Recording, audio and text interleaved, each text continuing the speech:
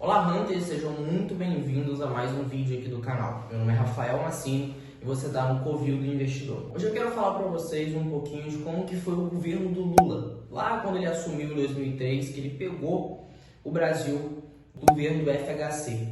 Eu vou dar uma resumida para vocês, porém em termos bem específicos, e vou abordar e entrar a fundo, mostrando dados para vocês na prática do que foi feito no governo do Lula. Lá em 2003, quando o Lula pegou o Brasil do plano do FHC, do Fernando Henrique de Cardoso, tinha algumas métricas que haviam se pré-estabelecido logo após o Plano Real e logo após o Lula acabar de pegar o Brasil lá em 2003. A gente tinha uma inflação em 12,5%, a gente tinha uma dívida pública de 75% do PIB, a gente tinha um PIB de 1,48 trilhões, a gente tinha um PIB per capita de 8.292, a gente tinha a taxa de desemprego em 11,7%, a gente tinha uma carga tributária de 32,13% do PIB e a gente tinha uma pobreza de 26,7%.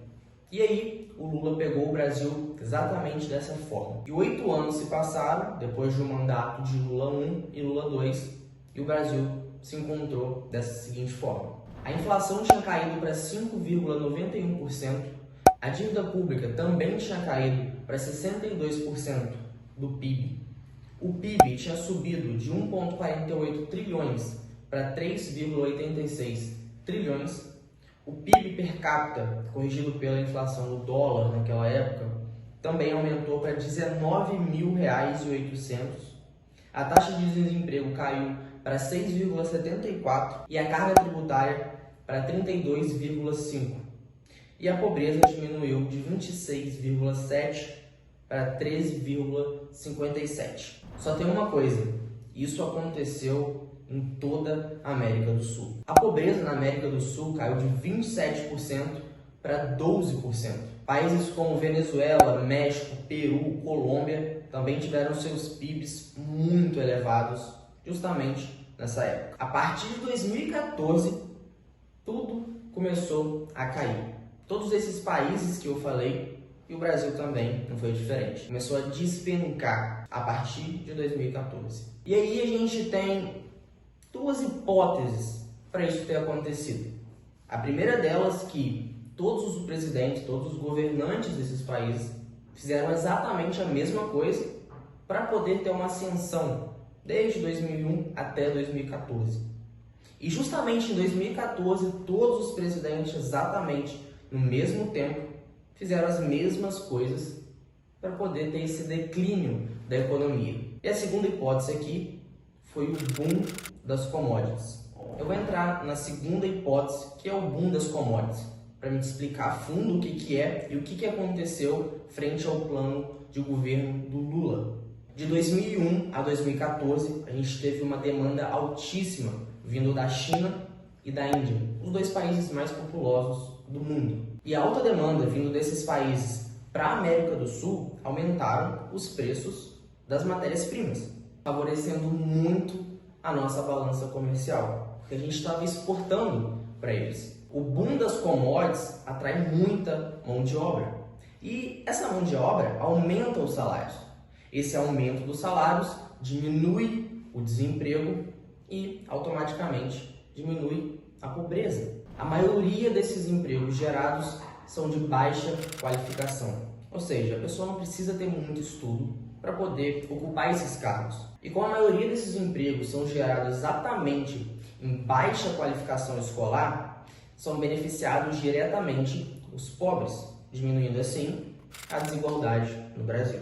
Com mais pessoas trabalhando e os salários cada vez maiores, a economia como um todo acaba sendo beneficiada, porque o consumo interno dentro do país também aumenta, porque assim, tem pessoas trabalhando, tem pessoas ganhando cada vez mais salários maiores. A demanda por outros produtos da economia acaba aumentando também, fazendo assim com que matéria-prima e mão de obra seja cada vez mais adquirida, gerando cada vez mais emprego.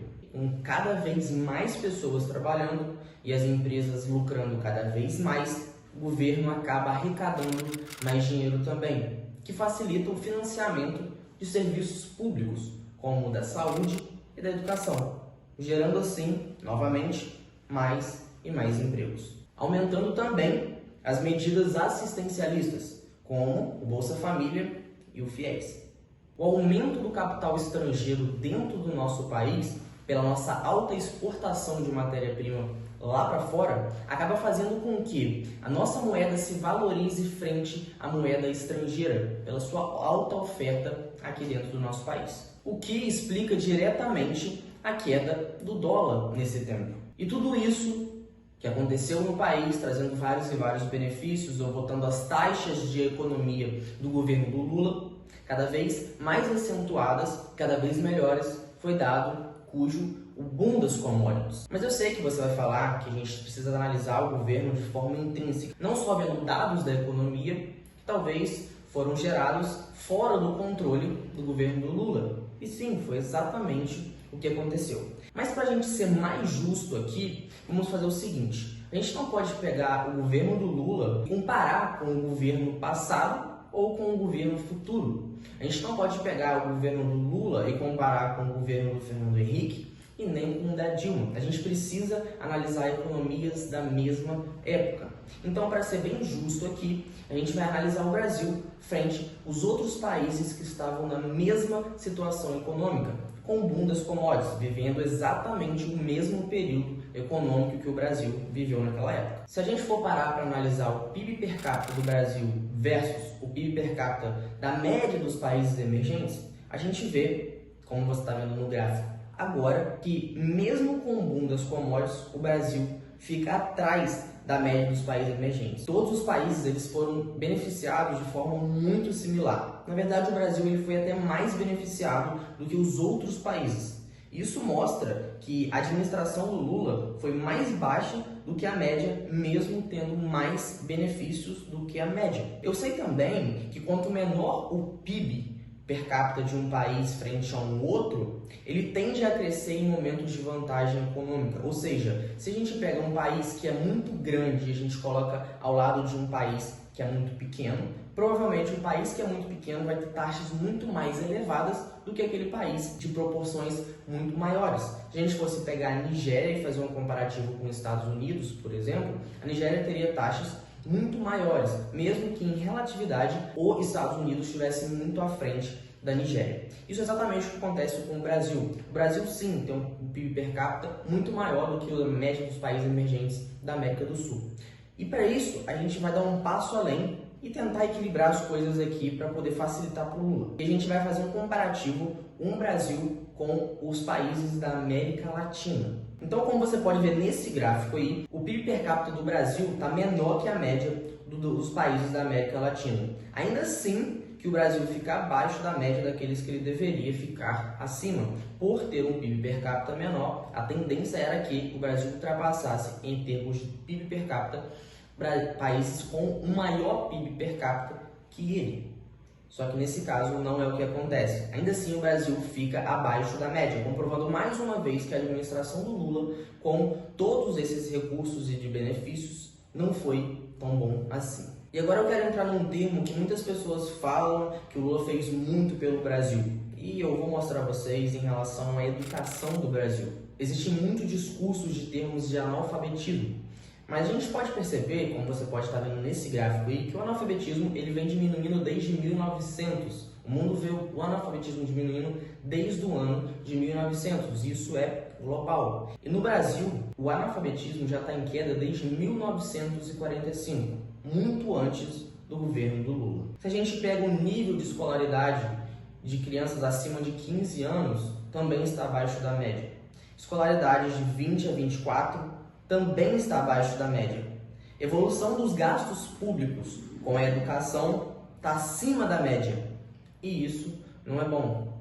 Significa que tem muitos gastos públicos empenhados em educação para um baixíssimo desempenho frente àquilo que ele investiu. Ou seja, ele gastou mais do que a média dos outros países e teve um desempenho menor do que a média dos outros países. Todos esses dados de educação, a gente está fazendo exatamente a mesma coisa que a gente fez com todos os outros indicadores financeiros anteriores. A gente está relativizando o Brasil com outros países que viveram exatamente na mesma época, vivendo o mesmo boom de commodities da economia. Não paramos por aí não. Existe um indicador chamado falta de capital humano. A falta de capital humano é o que mensura as habilidades da pessoa frente ao que ela pode agregar para a empresa. Ou seja, quanto mais capital humano uma pessoa tem, significa que mais habilidades ela tem para poder agregar numa empresa. Isso está relacionado diretamente com a educação, porque se você se especializa fazendo cursos, se especializando em algumas coisas, você tem um capital humano, um indicador de capital humano muito maior e consegue agregar muito mais para as empresas. E no governo do Lula a gente pode ver que a falta de capital humano, que é esse indicador que mensura a falta de habilidade das pessoas ao longo do tempo, subiu muito no seu segundo mandato. Então eu volto a repetir, talvez a hipótese 1 seja um devaneio e a hipótese 2 tem mais a ver com o que o Lula fez para o Brasil. Se é que a gente pode dizer que ele fez para o Brasil mesmo, surfando uma maré de sorte, de um boom econômico, e mesmo assim destinou todo esse capital para lugares que não deveriam ser destinados ou destinados de forma totalmente equivocada e errada, fazendo com que a nossa economia não tenha se desempenhado tanto quanto era para ter desempenhado. Porque se a gente considerar que todos os outros países tiveram uma média muito maior do que o Brasil, frente a esse boom econômico que todos nós tivemos exatamente na mesma época, eu acho que faltou boa parte da administração do Lula nisso daí. Eu sei que vai ter pessoas falando que nenhum desses dados comprova exatamente que o Lula é totalmente culpado de tudo isso. Quando você pega um país que tinha tudo para ter uma economia muito melhor durante esse tempo, na verdade, o que faltou foi a administração pública, provindo principalmente do seu presidente. Aqui eu nem quero entrar em termos de corrupção. Então, se você está vendo esse vídeo antes do dia 30 de outubro, vote com consciência. Bom, Hunters, se vocês gostaram desse vídeo aqui, espero que vocês compartilhem com outras pessoas para poder entender um pouco mais sobre o que o Lula fez ou deixou de fazer pelo nosso país. Se inscreve aqui no canal se você ainda não for inscrito, deixa o seu like, um comentário. Se você achou que esse vídeo não fez sentido, comenta aqui embaixo por que ele não fez sentido e o que eu deveria melhorar aqui no canal. Espero que vocês tenham gostado muito desse vídeo aqui, espero muito ter agregado a sua vida. Um beijo e até a próxima.